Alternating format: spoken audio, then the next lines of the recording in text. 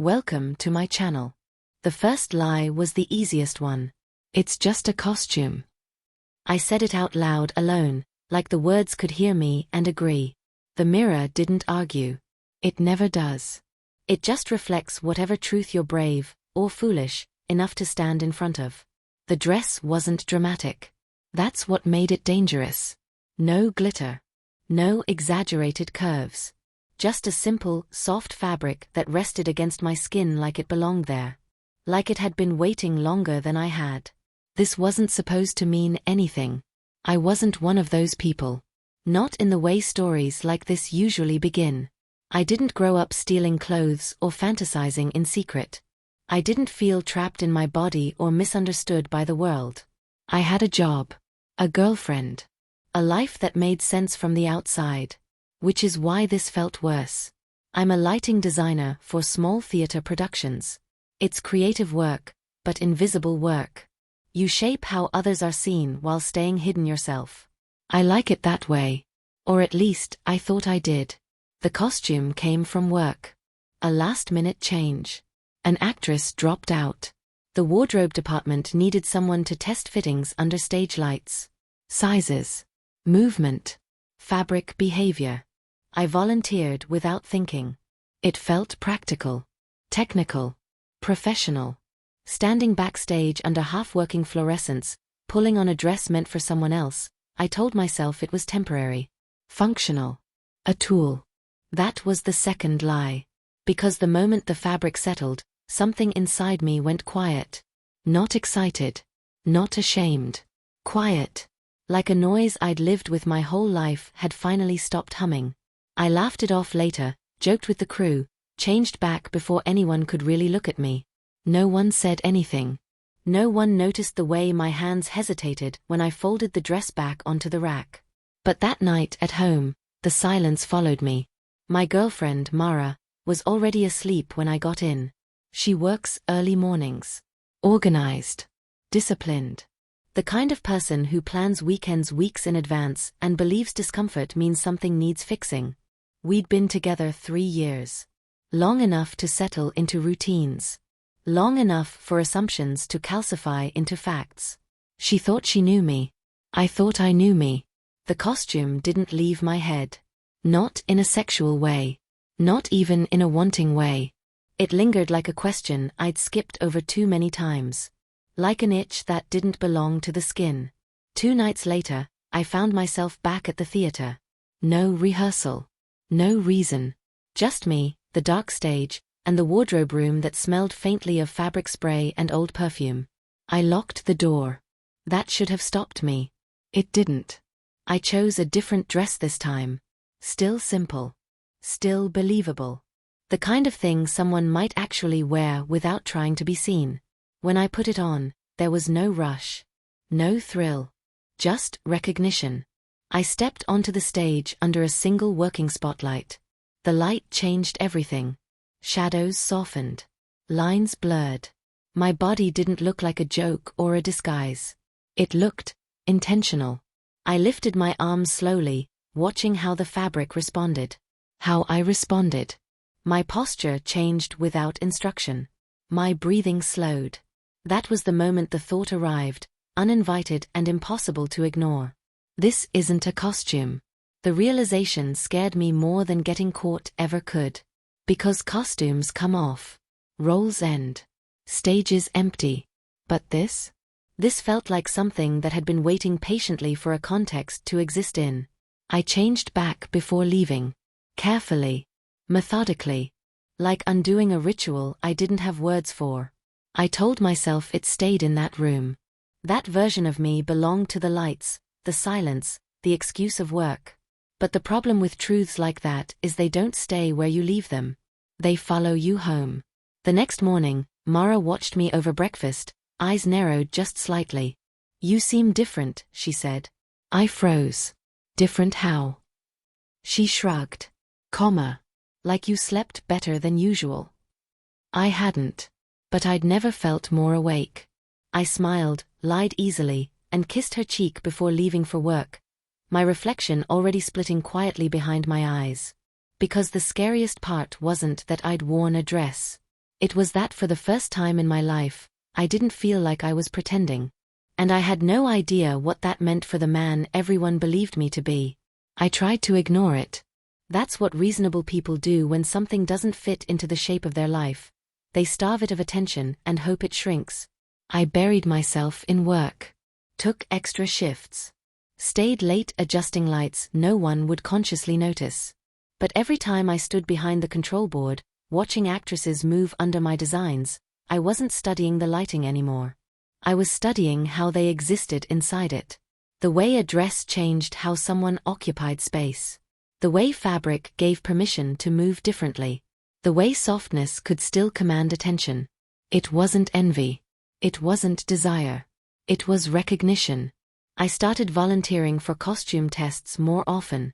Always with an excuse. Always professional. The wardrobe manager, Lena, didn't question it. She trusted me. Everyone did.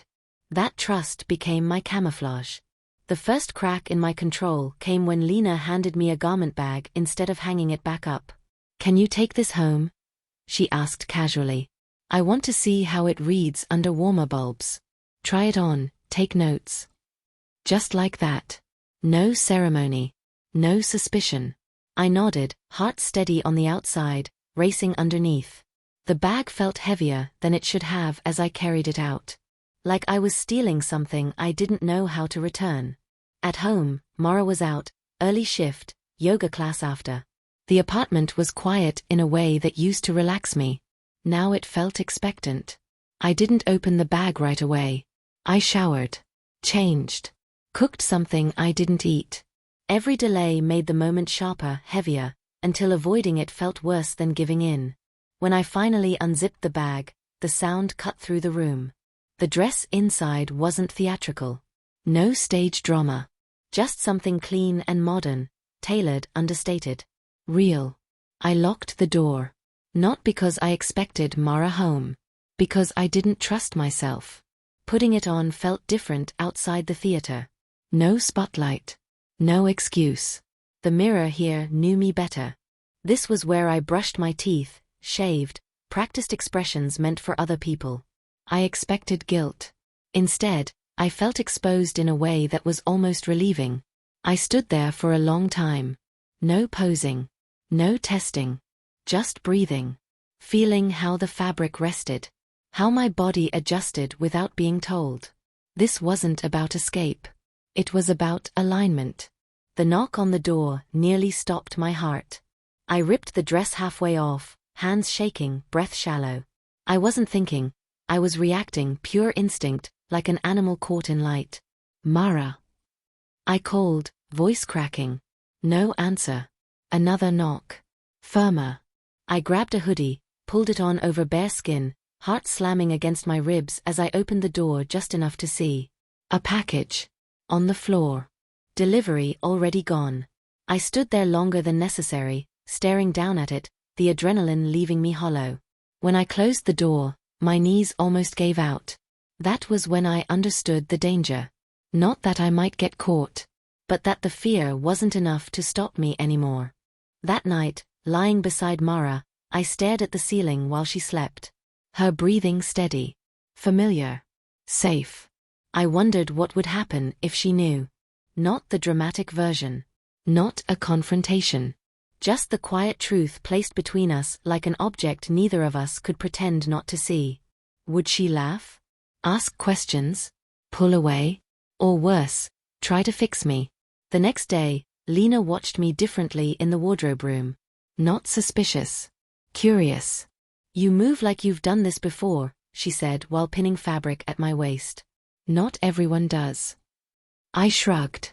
Occupational hazard. She smiled, but her eyes lingered. Not judgmental. Assessing. "Costumes," she said lightly, "have a way of telling the truth when people don't." The words stayed with me. By the end of the week, the boundary I'd promised myself I wouldn't cross didn't feel like a boundary anymore. It felt like denial. Because when I caught my reflection in a darkened shop window, hair longer than usual, posture softer, expression calmer, I didn't flinch. I wondered what it would be like to walk past someone who knew me, and not look away. And somewhere deep inside, A quiet thought formed, dangerous, irreversible. If this isn't a costume, then what happens when the show ends? The night everything broke wasn't dramatic. No shouting. No storms. No slammed doors. Just a mistake made by someone who thought they still had time. The theater hosted a closed rehearsal. Friends, donors, a few partners invited to preview the lighting design. Casual. Optional attendance. Mara mentioned she might stop by after work, mostly out of curiosity. She'd never seen what I did up close before. I told her not to worry about it. That should have been my warning. Backstage buzzed with controlled chaos. Actors warming up. Wardrobe racks rolling past. Lena handed me a garment without comment, already assuming my cooperation. "Quick change test," she said. "We're short on bodies." I hesitated, just long enough to notice. Lena noticed too. "You okay?" she asked. I nodded. Too fast. Under the half-lit bulbs, the dress slid on like memory. No hesitation. No adjustment period. My body responded as if this were the default, not the exception. Someone powdered my face without asking. Another fixed the hem. No one questioned it. That was the most unsettling part. I stepped onto the stage for a lighting check, just standing, just breathing, when the house lights flicked on briefly. And I saw her. Mara. Third row. Coat still on. Bag at her feet. Looking directly at me. The world didn't shatter. It narrowed. Her face didn't change immediately. That came seconds later. Confusion first, then recognition, then something deeper and harder to name. She wasn't seeing a man in a dress. She was seeing someone she didn't recognize wearing my face. The director called for adjustments. People moved. Talked. Laughed. Mara didn't. She stood. Left. I didn't chase her. That will haunt me longer than the moment itself. When I got home hours later, the apartment was silent. Too clean. Too still. Her shoes were gone. Her bag missing. The absence screamed louder than any argument. On the kitchen table sat a single object. The garment bag. Folded neatly. Carefully. Like a line drawn without words. I sat down across from it, still dressed, makeup untouched, hands resting in my lap like I was waiting to be judged. My phone buzzed. A message from Mara. "I'm not angry. I just don't know who I saw tonight, and I need you to tell me if you do." I stared at the screen until it dimmed. Because in that moment, I finally understood the truth I'd been circling since the beginning. This wasn't a costume. This wasn't a role. This wasn't something the lights created. It was something the lights revealed. And for the first time, the question wasn't whether Mara would accept it. It was whether I could survive pretending it wasn't real. I didn't change. That was the first decision I made all night that felt intentional. I sat there at the kitchen table, still dressed, makeup beginning to settle into my skin like it belonged there. The garment bag rested across from me, zipped shut, quiet. It felt less like an object and more like a question waiting to be answered. Mara's message glowed on my phone. "I need you to tell me if you know." I typed. Deleted. Typed again. Every version sounded like a lie, either to her or to myself. Because the truth was messier than confession and heavier than silence. I stood and walked toward the hallway mirror. The apartment lights were too bright, too honest. No stage. No excuse. No role to hide behind. The person staring back at me wasn't experimenting anymore. They weren't waiting for permission. They looked calm. Grounded. Terrifyingly certain. And that's when I realized something that made my chest tighten. I wasn't afraid of losing Mara because of this. I was afraid of losing this version of myself in order to keep her. The front door lock clicked. My breath caught. Footsteps. Familiar. Measured. Mara was home. I didn't move. I heard her keys drop into the bowl. Her coat slide off.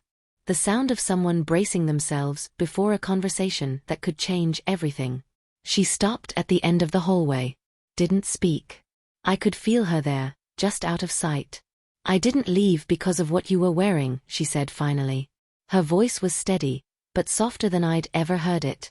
I left because I realized, you looked more real on that stage than I've ever seen you at home. Silence swallowed the space between us. I don't know what that means for us, she continued. And I don't know if I'm ready for the answer. I took a step forward, then stopped.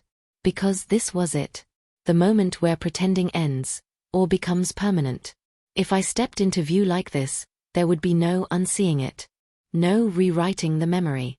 No calling it a phase or a misunderstanding. And if I went back into the bedroom and changed, I already knew what I'd be giving up. Mara spoke one last time. When you come out here, she said, I need to know it's the truth.